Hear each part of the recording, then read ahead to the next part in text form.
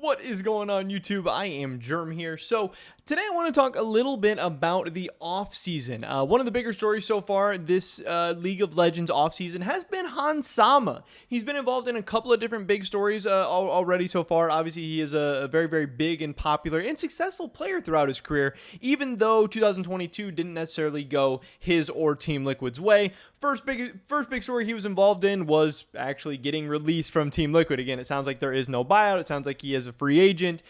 He is leaving the team and going somewhere different. And it sounded like his preference is to return home to Europe. He's already back in Europe. He's been playing EUS solo queue, all that good stuff. But then the next big story that he was involved in as well was the fact that if K-Corp gets into the LEC, they could potentially be interested in Hans Sama, and Hans Sama could be replacing Rekkles on the team. So, like, hey, he's cut, and then not only is he coming back to Europe, but he might be kicking Rekkles out of K-Corp, his team, for the past season. These were both very, very big stories, and we even have some more big stories and rumors coming out regarding Hans Sama that I did want to go over and talk about and just kind of give you guys all the updates and all the latest and all the rumors on where he could potentially be going in 2023, because, again, K-Corp isn't even in the LEC. It's October 12th, the day that I'm recording this, and K-Corp is still not in the LEC. So we're getting closer and closer to the end of the calendar year, to the start of the off season, and to the start of the 2023 season. And obviously, Hans Sama is probably not going to end up as an ERL AD carry. He's probably going to end up somewhere in the LEC. So K-Corp might not even potentially be an option. That's really the only team we've heard him rumored to, at least that's gotten a lot of coverage so far. So I want to give you guys some other options and stuff today. We do have this coming from Hans Sama. He tweeted out the fact that he hit rank 1 on the EUS solo queue, which is pretty crazy. Obviously he had an account there and stuff already, but you know, this is only in 250 games or something like that. He was able to hit 1535 LP. He was rank 1. His name is Looking for Team AD Carry. I'm surprised that it isn't taken, but yeah, he was able to reach rank 1 in EUS pretty much right as soon as he got back to Europe, which is really crazy, but also shows that he is obviously still a very, very mechanically gifted and talented player. Just things didn't go right in Team Liquid for a lot of different ways. We've heard different players saying, hey, it seemed like all 5 players were on 5 different pages. We heard the coach Gil Hoto, or the ex-Team Liquid coach Gil Hoto, come out and say now that as soon as things didn't go Team Liquid's way, they kind of all defaulted back to the old styles and strategies that they had learned from other teams rather than focusing on the new things that they were trying to instill in them with Team Liquid.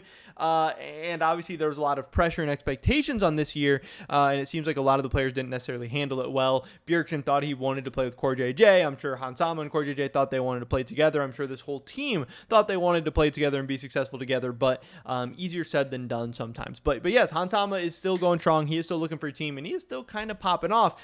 But this is the big stuff that we did get. Hans Sama tweeted out this, I assume this is French. He tweeted out, so I took 467 LPs in 24 games in one day. What? I mean, that's crazy. You can see he's just been grinding, which hopefully means that his spirits are high. It does show that, you know, he is still really, really motivated, even right after a disastrous season. Obviously, right after a disastrous season, that's an easy time to be motivated. You want to come back. You want to prove yourself. I'm sure you want the next season to start right away and all that stuff. But also, some people will want to take a big break. Some people will want to decompress and think about what the heck just happened and probably not even think about the game or anything like that after such a disastrous year. But the big thing from this post was this tweet that we got from LEC Wulo, and he says, Hans, tu préfères le bleu, le miel, or la raclette, or la raclette, or something. I don't know exactly how to pronounce this. I always got to give you guys the attempt at pronouncing them, though, because it usually ends up being funny. And what Wulo is saying here is, Hans, do you prefer blue, honey, or raclette, or raclette, or racletta, whatever? I don't know. I still don't know how to say it, and Google doesn't want to translate that for us, so we'll talk about that in a second. But what he's talking about here is, do you prefer the blue? He's talking about the blue wall of K-Corp. This is, again, him kind of already hinting at the things he has already talked about. And again, this is his pinned tweet, so this is nothing new. This tweet was from September 22nd.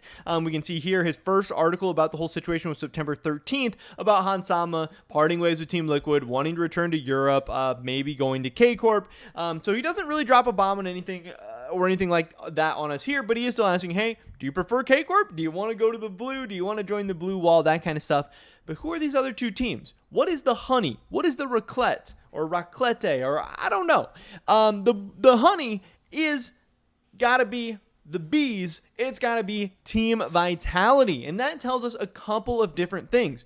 One, we recently had Carzzy putting out a tweet that, hey, Team Vitality is allowing me to explore my options for 2023, which we've heard from Perks that Team Vitality is letting all of their players explore their options, and it doesn't necessarily mean that just because you're exploring your options doesn't mean that you're replaced. It also doesn't mean they're necessarily coming back either. Team Vitality is just letting everyone explore those options, seeing if there's anything else better out there for them, and if there is, then they can get that in motion. I think that's really cool of Team Vitality, because if they decide to bring their players back, cool, great, they still have them. But then if they decide to get rid of a player, even like at a bad time during the offseason or whatever, at least the player has already had some dialogue with teams, so they can potentially get into a good spot faster. It also is really going to help Team Vitality's relationship with a lot of these players, and even players on the outside, seeing that, hey, Team Vitality is taking care of them, even after a pretty tough year, where Team Vitality, would probably be incentivized to try and I don't know, play this offseason pretty strong, maybe try and get some buyouts for some of these players or whatever.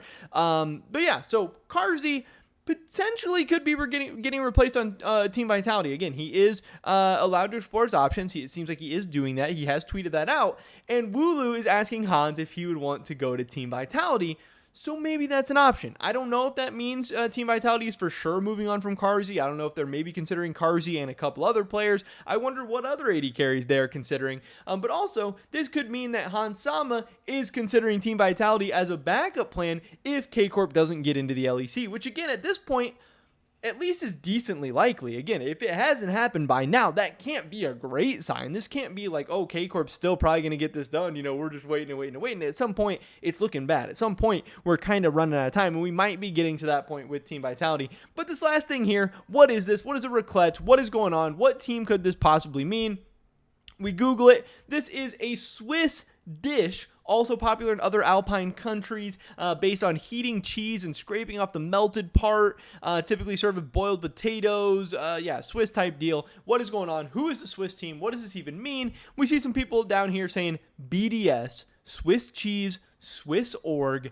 This means Team BDS. And this is a little bit surprising to me, because obviously last year Team BDS was not an organization that really spent money, that really went after any big name players, that really had anyone near the caliber or kind of brand or name power or whatever recognition of a Hans Sama. They pretty much had 5 players that were very, very small brands / rookies / players you had never heard of. Now, they did go out and spend some money on grabs and get kind of a bigger name coach there, but even being interested in a player like Hans Sama could give us some insight into what BDS has in store for this next offseason. Now, the team definitely has money. We've heard that it sounds like the ownership has some money to throw around, but maybe they're hesitant, or maybe, there just wasn't a lot of funding set aside for the esports team. Maybe there is going to be new funding this year. Maybe they don't want to suck again like they did last year, or maybe they are just trying to get Hans Sama if he doesn't have any other options, if he doesn't have any other places to go, which again, 80 carry spots are going to be hard to come by, especially because Europe is already stacked in 80 carry, and then you have Reckless in the mix and Hans Sama in the mix. There's just only so many starting 80 carry spots to go around. So maybe BDS could end up with Hans Sama by default because they're the only team left, or maybe they're starting to spend some more money next year. I don't exactly know, but I do think that the only way Hans Sama would end up going to BDS is if, one, they get really aggressive, really crazy in the offseason and make a couple of other big signings, which seems unlikely, or K-Corp doesn't make it in the LEC and Vitality decides to stick with Carzzy as well. But yeah, it does seem like, at least from what Wooloo is saying, or at least what Wooloo said like a little bit less than a month ago, that the 3 teams interested in Hans Sama, or the 3 teams that Hans Sama is considering, or the 3 teams in the running for signing Hans Sama for 2023 are K-Corp, Team Vitality, and Team BDS. We'll have to wait and see what happens. But Hans Sama is going to be one of the more interesting free agents on the market. Is he going to be able to bounce back in 2023? Is he on kind of a steady decline? Is he at a state where he's plateauing in his career? I don't know. I still think he's a very, very talented player who can definitely bounce back. I think there were a lot of team-related issues in Team Liquid last year. Maybe some LCS-related or NA-related issues as well. I don't exactly know. But we'll have to wait and see where where Hans Sama ends up for next year. At this point, I would have to guess that Team Vitality is the front runner, just because I don't think K-Corp will be in the LEC at this point, and I can't imagine Hans Sama going to BDS.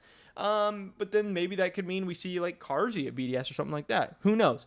Pretty much over this video today, guys. Definitely drop a like if you did enjoy it. I would appreciate that so much. Leave a comment down below. Let me know what you guys think about anything we talked about in this video today. Subscribe, stay up to date on my latest content. Hopefully catch you guys in the next one. But until then. Peace.